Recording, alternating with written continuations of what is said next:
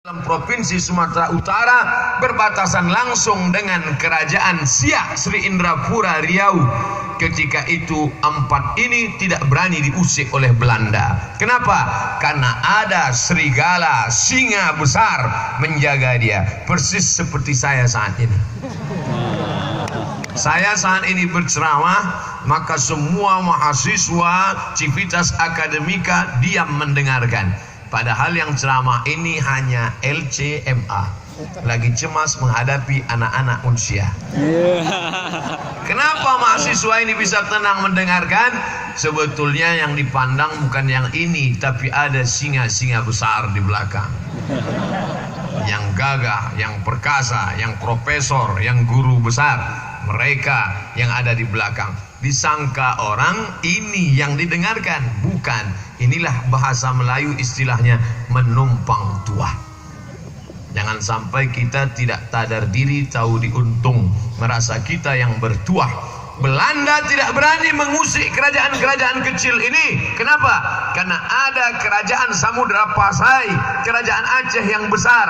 Tapi mereka sadar, ini Aceh tidak bisa dirusak dari luar. Makin diserang dia makin kuat, makin diserang dia makin hebat, makin diserang dia makin kokoh. Mereka berpikir bagaimana merusak Aceh.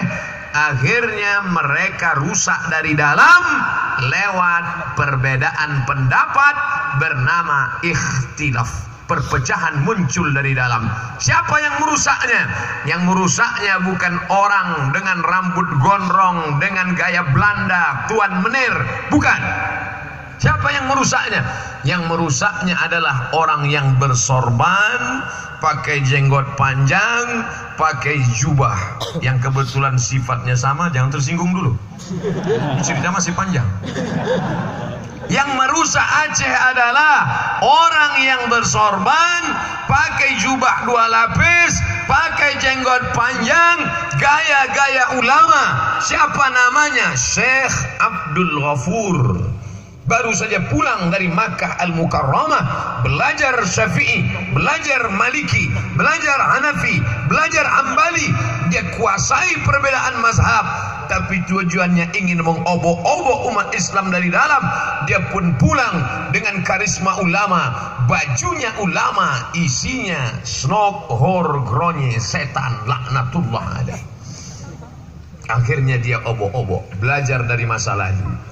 Kita pernah punya kejayaan yang hebat luar biasa. Dunia ini isinya itu-itu saja. Sejarah berulang, musim berganti, tapi dunia tak pernah berubah. Dulu namanya Snok Horgronye,